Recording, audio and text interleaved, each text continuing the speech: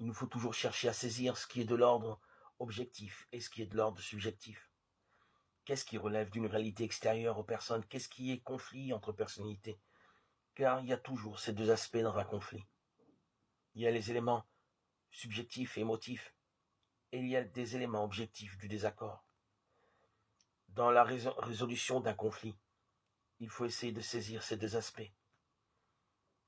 Quand une des parties a un besoin compulsif de gagner et d'étendre le champ de son pouvoir, il faut éviter que, dans la résolution du conflit, il perde la face.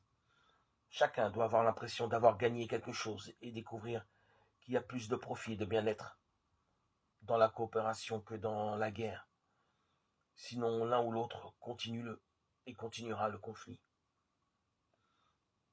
Il faut du temps pour comprendre les éléments objectifs d'un conflit, car souvent on donne au même mot des sens différents.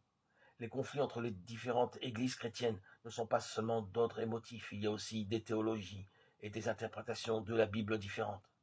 Il faut prendre du temps pour comprendre la position de l'autre, son point de vue et pourquoi il accorde une si grande importance à tel aspect.